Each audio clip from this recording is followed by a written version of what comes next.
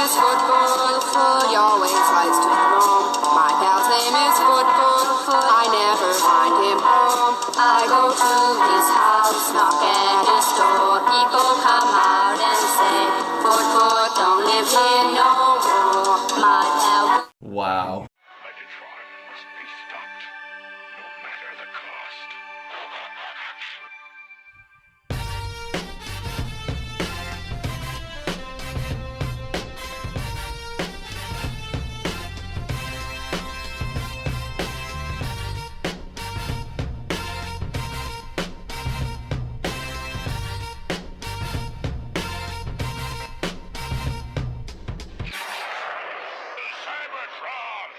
Hello, ladies and gentlemen, and this is the Autopod Decepticast, your weekly podcast that delivers a minute-by-minute breakdown of the 1986 Transformers movie. This is episode 28, covering the 27:01 to 28-minute mark. I am your host, Aaron, and I'm here with my duo of Diaclone disciples. Yes, I am Ryan. I'm Caleb. And last episode, no big deal, right? Prime died. Prime.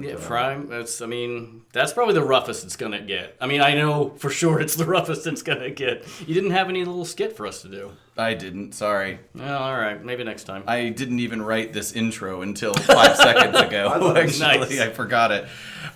We visited our old friend Unicron, who seems to have some kind of issue with the Autobot management shakeup. Either that or like indigestion, but he is upset. He's upset about something.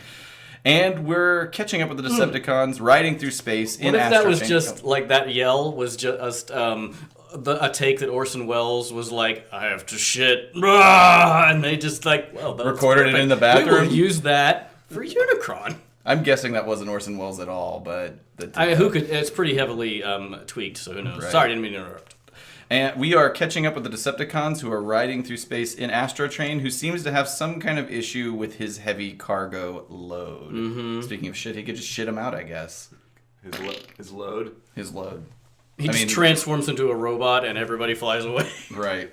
All right, this is a good episode recap. So, going right into the current episode. Mm-hmm. So, as we said, Astrotrain complains about his weight issues. Starscream takes on moderation duties, really, in this scene and says that, Astrotrain says it's heavy. How you guys feel about that? And he's being diplomatic, right? But diplomatic in that way that is also manipulative. Like, I think I know what everybody wants to do, and I think I know how this is going to benefit me. It's certainly not self-serving, right? And then I can't remember which construction is that. That's Bone Crusher. Bone Crusher at 27:04 to 06 says it's survival of the fittest. A capital idea. If you're dead or dying, get the fuck out. Which is weird, too, of like, they bothered to rescue them, but then immediately are like, fuck them. Right. Yep. Well, I suppose they didn't know that Astrotrain would have these issues. These, quote-unquote, the setup issues. The setup is, I guess, all of them are stranded in space, or get rid of some weight. Where's Soundwave? He's in there. He's in there. Don't you worry about that. There's something to touch on about that later. He doesn't speak up? Yeah. Okay. No. So, Starscream then seeks validation of the motion. The Decepticons that are in shape are for it. That includes Soundwave, the Coneheads, they're pro. So weird. Anti the motion are the Decepticons that are a little more worse for the wear. Yeah, and that is Skywarp, Thundercracker, Shrapnel, Bombshell, and Kickback. Which, by the way, we haven't seen Bombshell until this very is his moment. First time he shows up. Welcome to the movie, Bombshell. You'll be in it for very little. Starscream's turning on his own. I know, isn't that cold-blooded? I have that too, of like the Seekers. It's skipping ahead a little bit, but when at 27:21, I don't know if you heard it, but when they're kicking him out of the door, one of them says, "Brothers, don't." And I'm like, God damn. Yeah. That is haunting. And it's so cold-blooded, of fellow Seekers to just kick him out. Insecticons, I get. The regular Decepticons didn't ever really like or trust them. Right. But fucking Thundercracker and Skywarp have been like the OGs from the beginning. I know. And they're Starscream's direct reports. Yes, they're his subordinates. And I would think the ones that hopefully would support him in leadership. But whatever. The other thing is, couldn't they have just... I mean, we haven't got to the part where they've been thrown out the window yet, but couldn't they have just done like chucked them out one by one until the math worked? Start with I don't know, and then kickback. They check throw him out. They check in with Astrotrain. Was that enough? Exactly. But also, I'm curious how the producers of this movie made the decision as to who was going to be wounded and who was not, because Dirge, Ramjet, and Soundwave were all gunned down by Optimus Prime. Yes. And in fact, but they get to stay. They're going to get to stay aboard. Prime plowed into Thrust at full speed, and he looks fine. So, and we never even, to our earlier point, never even saw Bombshell. Or we don't see Thundercracker or Skywarp get fucked up either. That's true. But we do see Shrapnel and Kickback get pretty damn... I mean, they, at every turn, got the shit handed to them. I'm all on board. Get those guys out of there. They've been dicks from the get-go That's anyway. Right. But at any rate, so the eyes have it, as you might assume based on our conversation, and the healthy Decepticons immediately begin shoving their damaged associates out the hatch. They muscle them out. Yeah. As they do it, really, the cons that are in good shape are kind of berating them, right? They're like, make room for others. Yeah, get out of here, and they chuck them out. So a couple notes about the vocal recording sessions for that part. So if we were to re-listen to it, the eyes and the nay part sound really weird. Like there's sort of an odd, like they don't sound like any character that we've ever heard before is speaking, and that's because it's really just sort of a generic. It's just like something they dropped in. It's nobody's voice, So, they don't match any of the Decepticons that are present because it's one single voice that's just been layered to sound like lots of voices with both of those. So they dug into the Foley catalog. Perhaps, or maybe one person. What was his name? Burr? Or what? Wally Burr. Wally perhaps, Burr was just like, recorded hey! that. Yeah, I don't know who gets the credit for that, but... And then the make room for others, though, is clearly Ramjet, who voices Jack Angel, who we discussed in a recent episode. But then the brothers don't. Jack Angel that voices Ramjet. Jack Angel voices Ramjet, and I'm blanking out. Who else did he voice that we even brought him up for?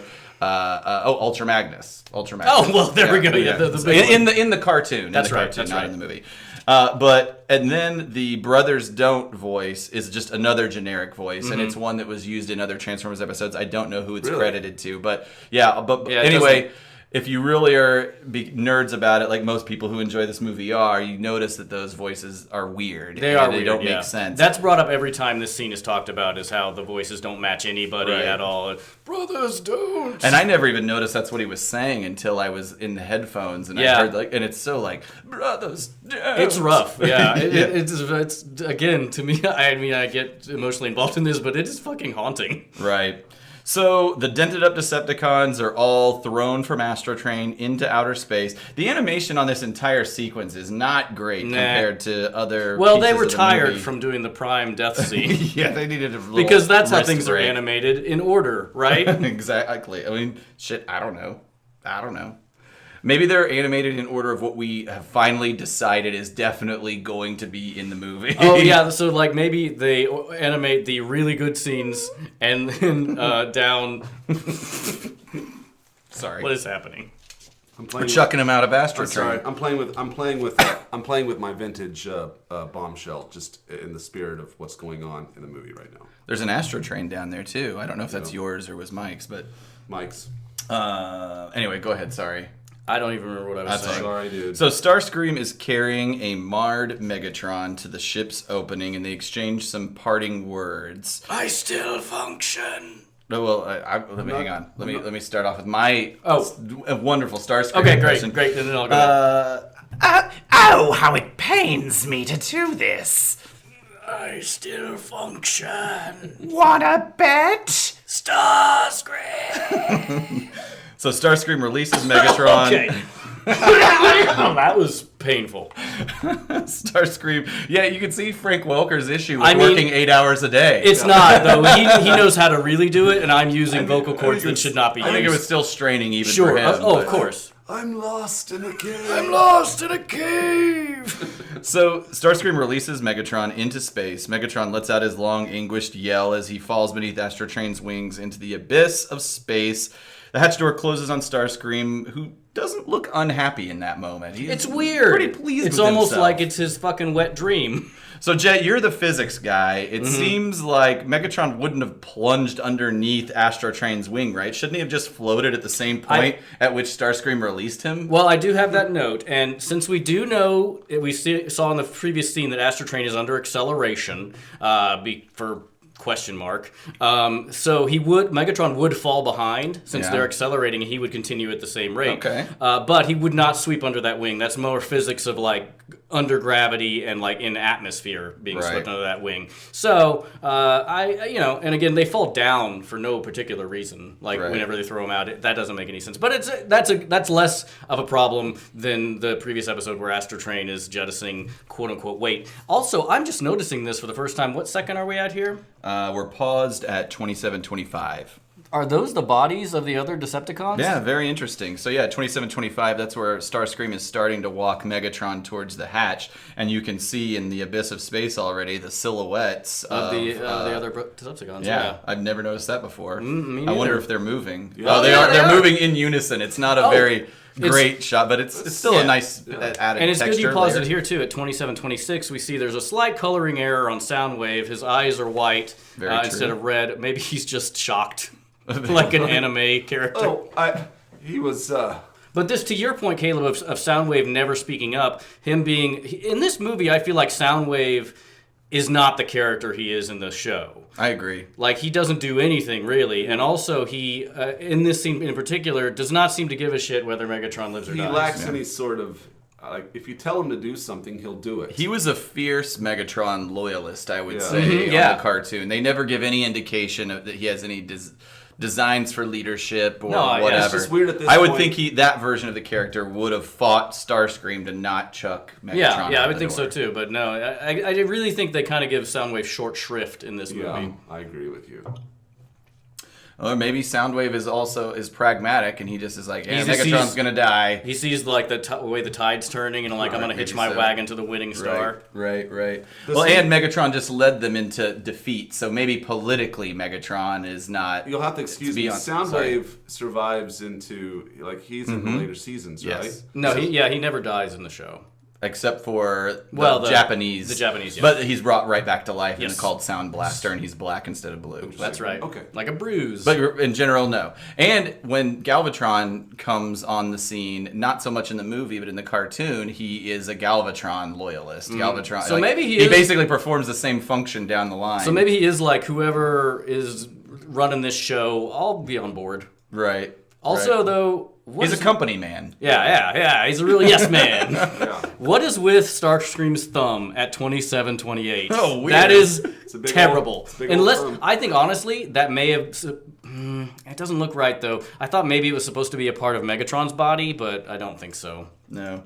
The one great piece of illustration from this scene that has lots of bad illustration, in my opinion, is the scene at 27:31 where Megatron is kind of lifting up and he says, "I still function." It's not as good as the Optimus Prime close-up Well, by any because means, he's but it is. moving a lot more than Prime was. Like He they had is. static shots. Yeah. This is animated, so Right, it's pretty it's true. awesome for being animated. It is true, but this is This is still. It's also not as good as the "It's Over" Prime shot. Honestly, that True. is the best Megatron damage shot. Is the "It's Over" Prime 100% shot. But this is this is pretty good for at least for the context of the scene where everything else is kind of shoddy, comparatively. So we've already discussed. He gets thrown out the window. Starscream, at that point, after the hatch closes, picks up the discussion. With Megatron out of the picture, he Dusts his hands, literally. That is a really a lot. There's a lot of There's a hand lot of it. dusting there. Like, okay, that's enough, Starscream. We get it. You're happy with yourself. Look how pleased he is. Oh yeah. This is his moment to shine. And fucking shockingly, he nominates himself for leadership of the How about Decepticons. that? So weird. Right.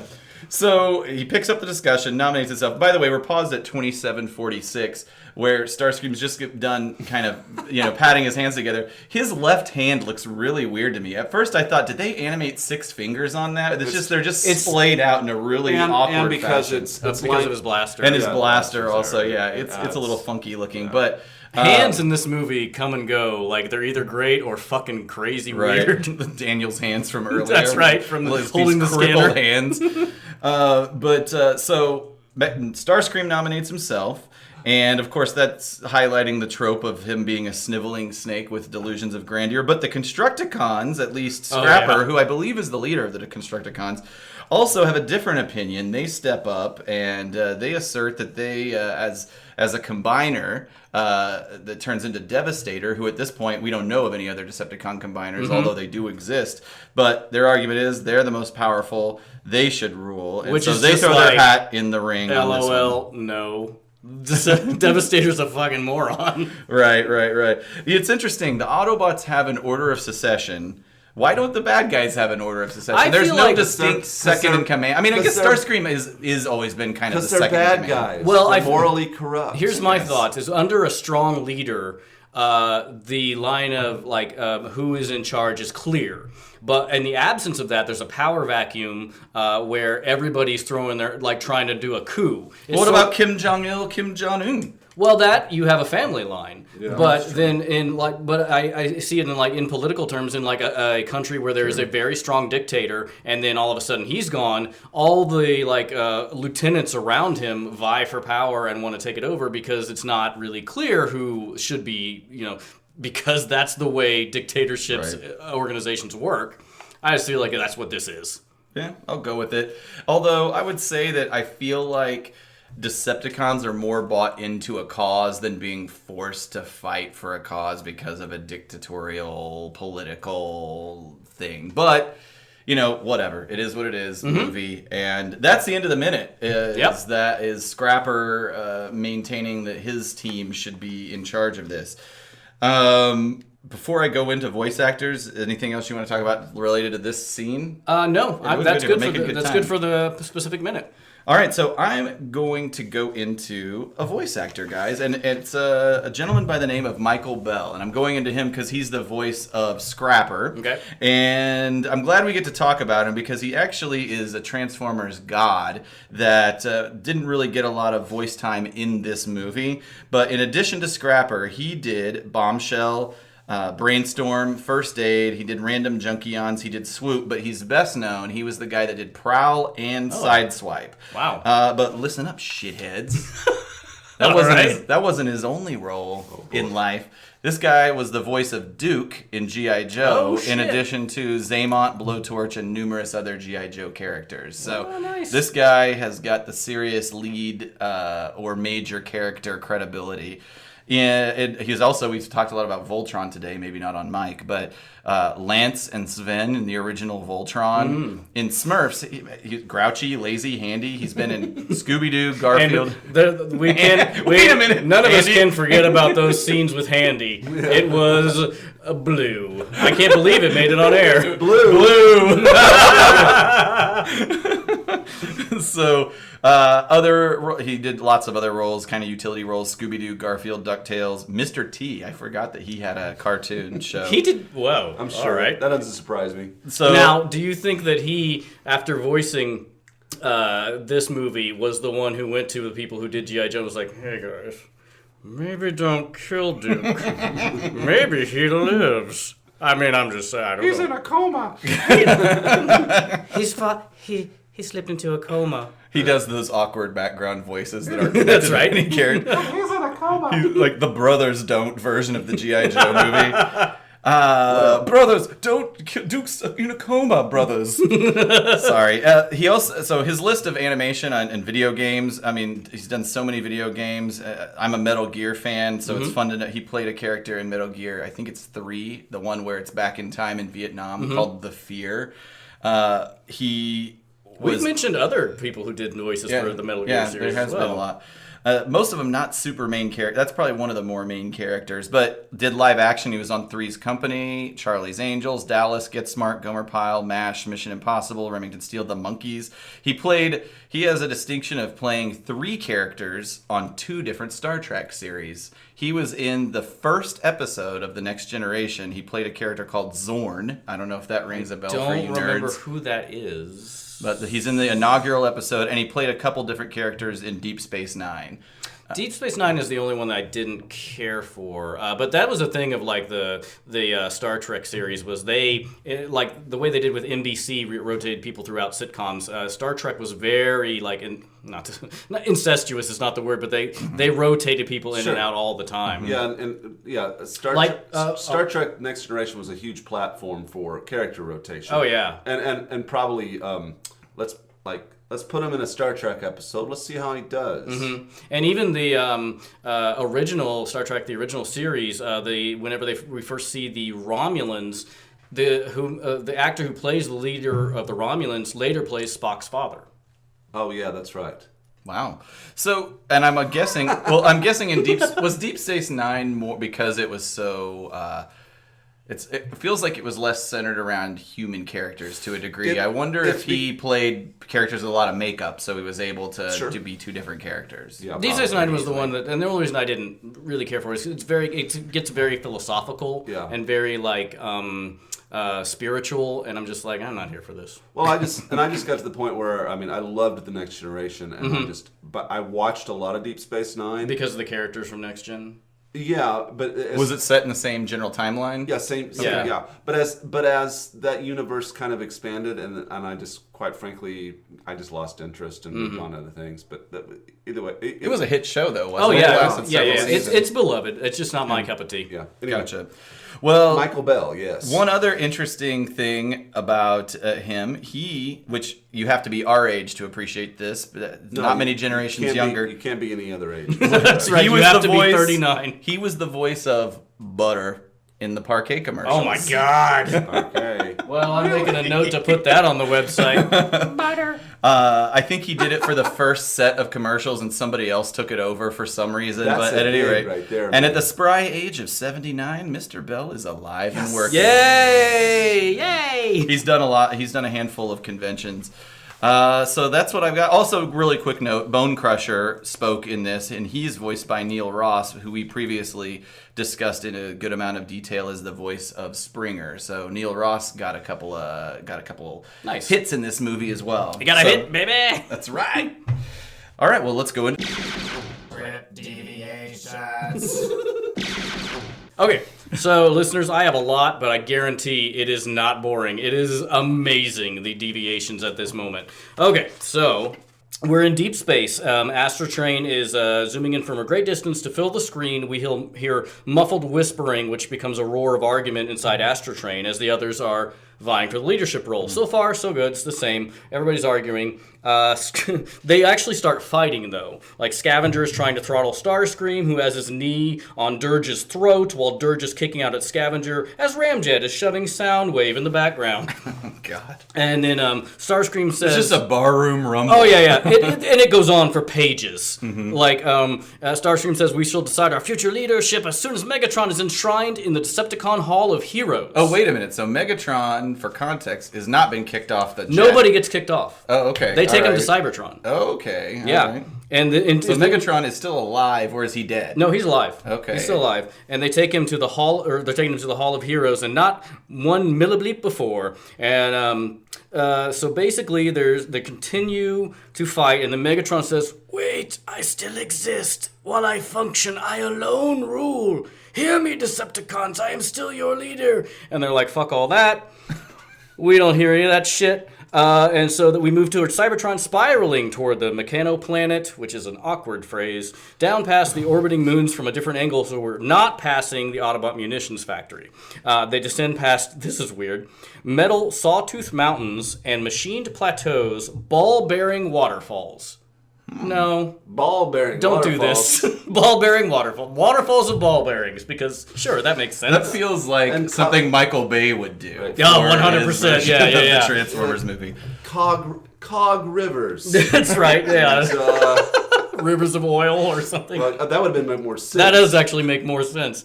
So we go down toward a huge metallic equivalent of a classical rock-cut mausoleum. It is the Decepticon Hall of Heroes. I want to go there. How much is admission? Well, I don't know if you do, because as Astrotrain lands, the hall looks like a mechanistic Art Deco high-tech version of the Albert Speer design setting for Hitler's Nuremberg Party rally.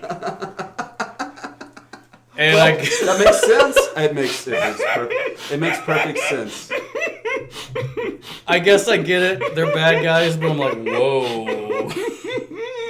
And if you look at that picture of that, Oh my god! I will throw up a picture of it on something, not social media, because no way. But it does look good, but maybe just pick another thing to reference.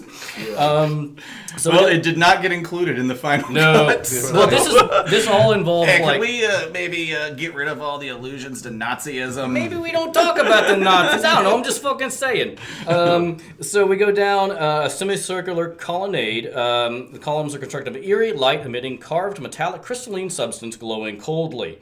And basically, inside the half ring, there are huge columns. A statue is set in a coffin-like stone niche, and each statue has a coffin that rests on a pedestal inside. Each pedestal is a glowing niche, a lot of niches, in which rests the life spark of each Decepticon. That is representative of that person. The Decepticon life sparks are something like the Autobot life spark we saw in Optimus Prime, only their light is a cold, greenish, baleful glare, and their forms are indistinct and ghostly, shimmering and uncertain. So presumably it's like the tiny Optimus Prime that was transferred to Ultra Magnus. That's the same thing that you're seeing in this. Are there any recognizable Probably not, because we don't go into Decepticon history Lineage. in the cartoon as much as you do Autobot lineage. Right, no, they don't mention anybody specifically, and then everybody piles out of Astrotrain, and they're still arguing. Starscream says, "You simpletons must..." That's terrible. You read this. Nah, you're good. You do it. You simpletons must choose me. That's right. And And Caleb hangs his head No, in shame. I'm sorry. I'm itching my eye. No, it's Okay, fine. sure. still arguing. I'm going to skip a lot because there was a lot of fucking arguing and fighting. Megatron in voiceover, weakly shouting over the den, "Help me, my life spark is flickering." And so they're just fighting, and he's off to the side like a pile of garbage. Just dying alone and sad. Even Yeah. Soundwave won't go over. I mean, I will console you, Megatron. Yeah, I even feel a little bad for Megatron in this. "You must place my life spark in the urn and deliver it to my resting place." Nah, there's still more fighting, and Megatron reaches out to touch Bone Crusher, who's grappling with Thrust and Hook, trying to stab or blast each other. "My life spark, quickly, before it escapes into eternity." And we move into the shot. They're still fighting, and okay. As we move to the shot, blasts Hook with weapon, I don't understand this verbiage, but kicks Dirge viciously, but gets a thrust from a brazier stand, which Dirge uses like a lance. This makes Starscream spin back, his blaster firing wildly, breaking another hero statue, which falls over on Megatron. So they're just like roughing up the joint. Oh yeah, It's they're fucking this shit up. Like, why would they choose to have this battle in the sacred Decepticon shrine? Because they're just So, They don't give a fuck about They anything, except could- they certainly do give a fuck about something. They built this shrine in the first place. They went, Yeah, to it's the all over trouble, the they went to the trouble to get there, too. Exactly. To intern, allegedly, Megatron. Megatron's life spark, which is Like, let's intern that and battle outside the place, right? How about that? Have Yeah, some respect, but you no. fuckers. Nope. In the following statue from Megatron's POV, he screams as the broken statue crushes and breaks Megatron into 1,000 metal shards in a shower of sparks and smoke, out of which Megatron... Whoa! Yeah, right?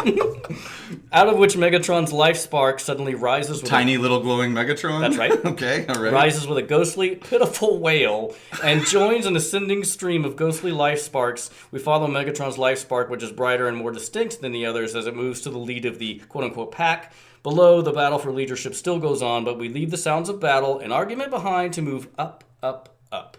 So the broken statues are the life sparks that are traveling with him that are less distinct than he is. And so this is the equivalent of throwing them out of the shuttle. Instead of their bodies, it's the life spark. So those life sparks will make their way to Unicron. Well, in a different way, but yeah. Oh, so there's more. There's more. Hold on Jesus. this. This is like two different movies that It's crazy. Now we're following. I love this. I love these deviations. Do I have anything? Let me see here. I really don't actually. I don't. This said- is So, it's crazy. They what I have scrapped all that? What I have is pretty legit to this. The only thing that is different, that it's not really that different, is that Megatron. It makes a specific note of Megatron shaking his fist as he's sucked into space, which I could see as an animator. It's like a moment that you're not really going to pick up on that No. much, but supposedly he's like, "Starscream!" Starscream and shaking his fist as he goes up. But that's it. Other than that, mine was pretty aligned to what is on the screen. I would just say to the listener, if you have any connection to any storyboards or anything that might be connected to this craziness, Oh, yeah. would love to see that. I don't know if any exist, but I don't know if there are storyboards of any of that, but it is, Nazis, Decepticon sparks. Yeah, it'd be great. a statue falling on Megatron who shatters into a million pieces. Yes. I'd like to see that. Incredible. Okay. Well, you guys have anything else on this episode? We could just do the iconic moment. Oh, hey, it's time for the Icon. Hey everybody, it's time for that iconic moment. Goodbye, new listeners. Yeah, sorry about that.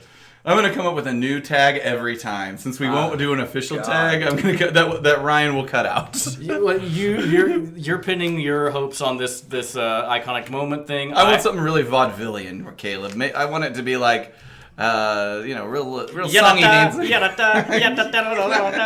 It's time for that iconic moment.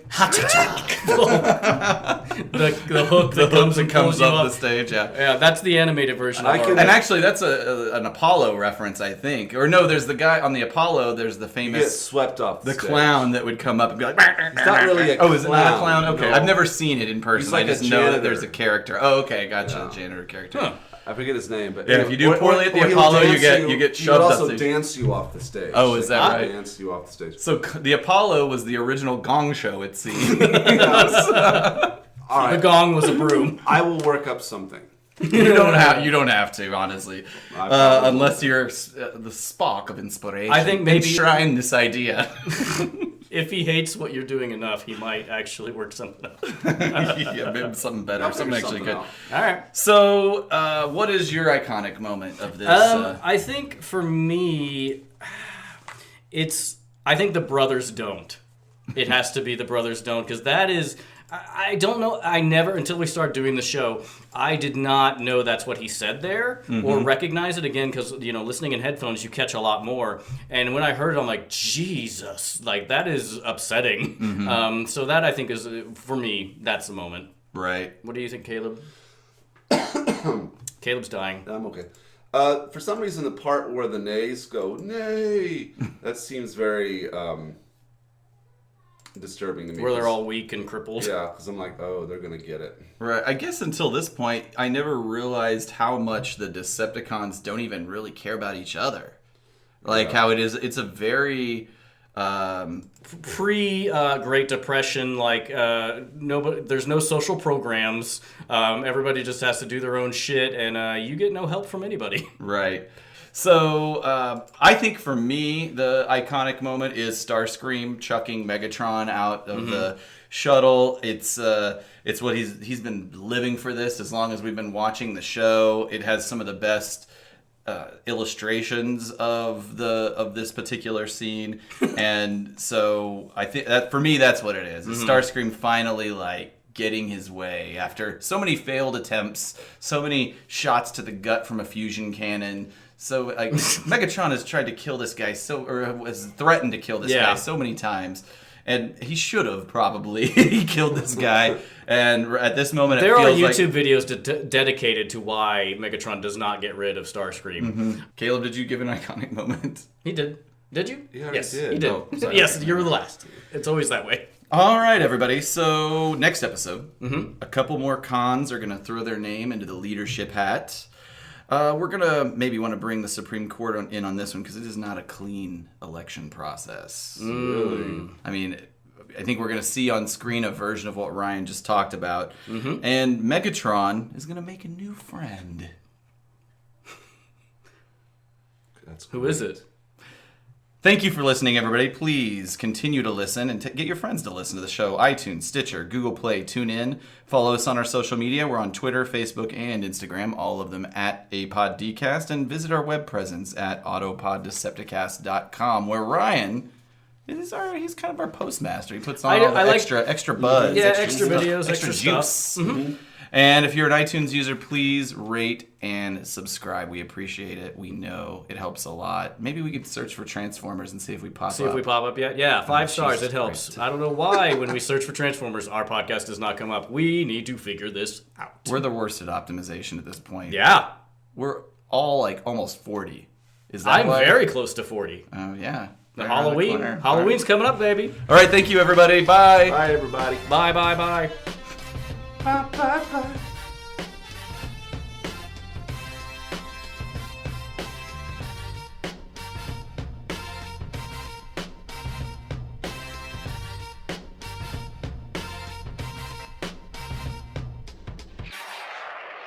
Cybertron! There was this. All right, so I was going to mention earlier. There's because I was talking about how like we were going to edit like you being like, All the noises. and then you were being like, and playing both together. But it reminded me there's this group. There was this group in the late '60s and early '70s called the Shags. 3 sisters. They were young girls, and their parents were told by a fortune teller that they would these girls would start a music group and become famous. And I love how much stock they put in this fortune teller's predictions, because like all of it. It's apparently. because apparently there was 2 other predictions that came true. Like she gave Same fortune teller? Yes. Okay. And so these parents seem like they're making good and decisions. so all right. so they bought the girls. Ironically, the girls did become popular, kind of in an underground sense, because the recordings, the music they made was so bizarre. They were basically forced to make music. The dad bought them instruments and here. Like the Jackson Right. 5, only And not so, good. so they released one album in the late '60s, and became kind of an underground cult. What are they called again? They're called the Shags. But what's weird is the music they make. The drummer, she doesn't match the tempo of what the girls are playing. That's amazing. But the girls, there is some sort of weird structure to the music, and Here, I can look some up. Philosophy of the World, the Shags. yeah, it's hard to listen to. They're Norwegian. No, they're from New Haven. Oh, number 3 best band in history according to a Norwegian. Zappa liked them. Frank Zappa was a fan. Wow. That makes sense. He made good movies. Ugh. The Shags. Oh my god. It just doesn't feel like it goes together. It's immediately like 3 people playing just independently of each other, not in the same location. Holy cow.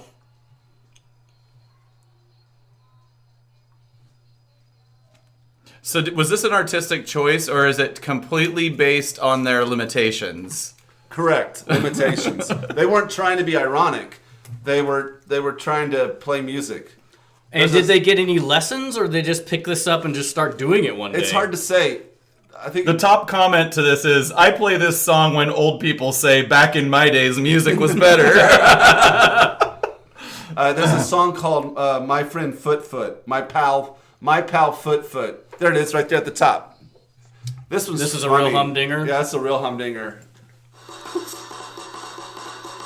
Let's wait for it. Okay.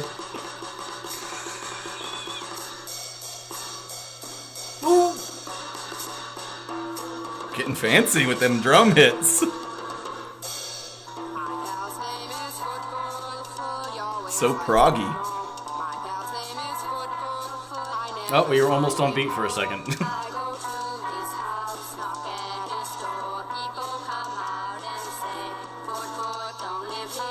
Wow. That is upsetting.